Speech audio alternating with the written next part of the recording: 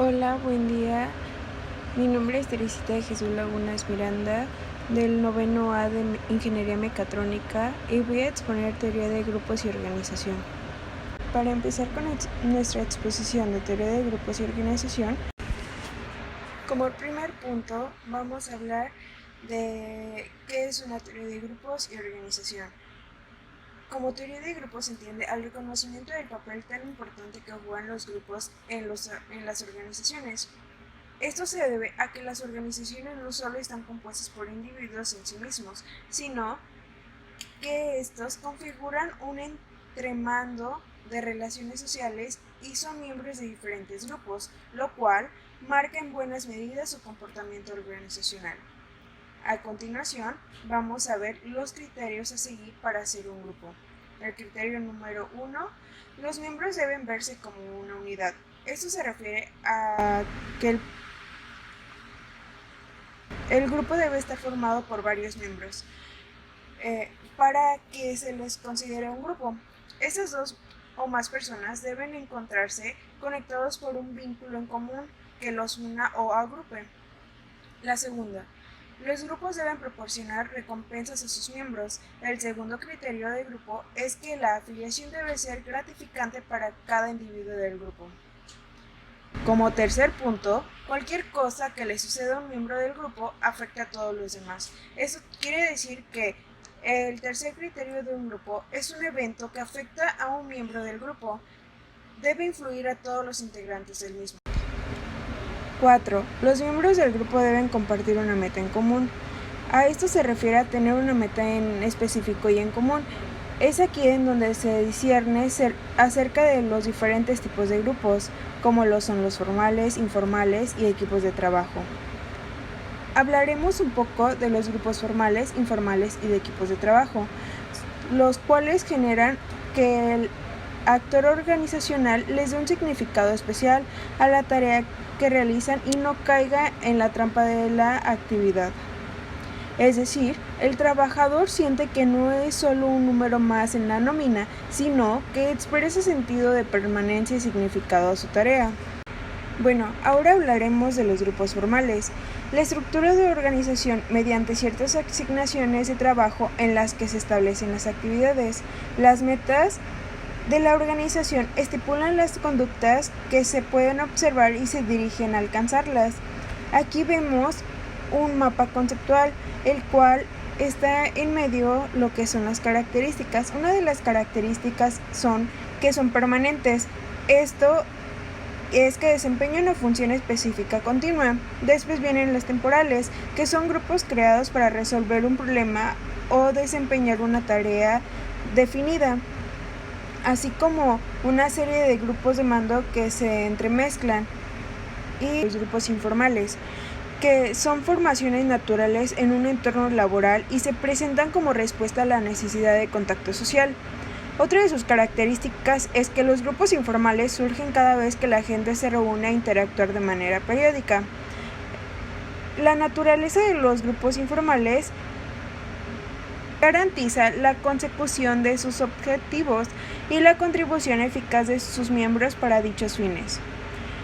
Aquí vemos otro mapa conceptual en el cual vamos a hablar de los factores determinantes de los grupos informales. Uno de ellos es la proximidad entre las personas para realizar la misma tarea o desempeñar la misma profesión. La segunda es una necesidad e interés personales comunes entre los integrantes. La tercera es una experiencia común en el trabajo y en las relaciones establecidas. Ahora hablaremos un poco sobre las características de los grupos informales. Estos pueden agruparse teniendo en cuenta dos criterios fundamentales, como lo son su estructura interna y la relación que establece con la propia organización.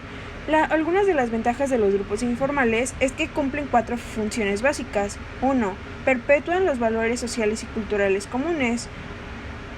2. Proporcionan satisfacción social, estatus y seguridad. 3. Ayudan a sus miembros a comunicarse. 4. Ayudan a resolver problemas. Estas son algunas de las ventajas de los grupos informales. Ahora hablaremos un poco de qué son los equipos de trabajo. Los equipos de trabajo sustituyen cada vez más al trabajo individual, que toma decisiones y ordena. El trabajo en equipo ha supuesto un cambio organizativo amplio, pues ha infundido en aspectos como la dirección, la motivación, comunicación y participación. Algunas de las características generales del trabajo en equipo tienen como un fin y un objetivo en común. Sus componentes se relacionan uno con otros para lograr objetivos. Cada miembro se percibe a sí mismo como parte del grupo. Esto es muy esencial para poder crecer en un equipo de trabajo, que todos crezcamos al mismo tiempo y tener un objetivo claro al cual llegar. Ahora hablemos un poco de los grupos formales e informales. Los formales e informales, cuya diferencia radica en los objetivos que persiguen. Hablaremos de los grupos formales. Son grupos que se constituyen para atender las necesidades de la empresa. En él se integran los trabajadores para lograr un propósito y unos objetivos. Al contrario de los grupos informales, que son equipos constituidos por sus miembros desde el nacimiento de esta al acuerdo básico que establecen sus integrantes es el trabajar en conjunto, o sea, formar un equipo de trabajo. Ahora hablaremos un poco de las características de los grupos de trabajo. Como te darás cuenta, es un mapa conceptual. El nombre principal, la estructura de los papeles del grupo. Esta se divide en dos, en papeles orientados hacia las tareas y en papeles orientados hacia las relaciones. En las orientadas hacia las tareas tenemos iniciadores que proporcionan nuevas ideas sobre la forma de actuar. Los buscadores de información, que buscan hechos, datos e información para resolver los problemas. Ahora pasaremos a las orientadas hacia las relaciones, que conlleva a conciliadores, que ayudan a disminuir las tensiones y los conflictos del trabajo. Los cuidadores hacen que otros participen en las discusiones. Papeles orientados hacia las tareas, proveedores de información. Estos proporcionan hechos y datos exactos. Y los coordinadores integran hechos, ideas y opiniones. Pasemos a los papeles orientados hacia las relaciones. Existen los negociadores, que modifican las opiniones para lograr la armonía del grupo, y los facilitadores sugieren formas para que el grupo trabaje mejor. Ahora hablaremos un poco de la estructura y los papeles del grupo. Esta son los papeles orientados hacia sí mismos, los cuales incluyen bloqueadores, que son testarudos, obstinados y negativos hacia los asuntos y discusiones. Otros, los que buscan el reconocimiento, arrogantes, egocéntricos y buscan atraer la atención de los demás. Los dominantes, manipuladores, afirman su autoridad para hacer su voluntad, y los que se aíslan, se separan de los compañeros del grupo. Ahora hablaremos un poco de los objetivos. Generalmente llegan a tener dos, los establecidos por la gerencia y los objetivos del grupo. Este se divide en objetivos de logro, que es proporcionar dirección y una meta como resultado final, y los objetivos de mantenimiento, que sostienen y mantienen la existencia del grupo. Ahora hablaremos de la cohesión. Es la atracción de los integrantes hacia el grupo y las fuerzas ejercidas sobre los individuos para que permanezcan activos y resistan el deseo de abandonarlo. El primero, el tamaño del grupo, que existe una relación inversa entre tamaño y cohesión. El tamaño incide en la fuerza de cada integrante que realiza. La segunda, dependencia de los integrantes hacia el grupo para satisfacer sus necesidades. Si el grupo satisface parte importante de las necesidades del individuo, a este le resultará atractivo permanecer en él, creándose mayores lazos. 3. Logro de las metas. La consecución de las metas fijadas influye en los integrantes del grupo. La cohesión y el éxito están interrelacionados. El éxito al alcanzar las metas promueve la cohesión. Hablaremos de las etapas del desarrollo de un grupo, que viene incertidumbre, cuestionamiento, aceptación y realización y desempeño.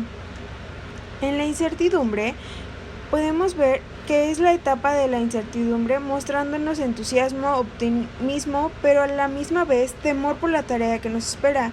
El cuestionamiento se refleja por la resistencia a llevar a cabo la tarea asignada y en los marcados cambios de actitudes del equipo. 3. Etapa de la aceptación. nos provee una nueva habilidad para expresar críticas constructivas y la aceptación de que yo soy miembro de este equipo. Bueno, acabamos con lo que es teoría de grupo y organización. Gracias.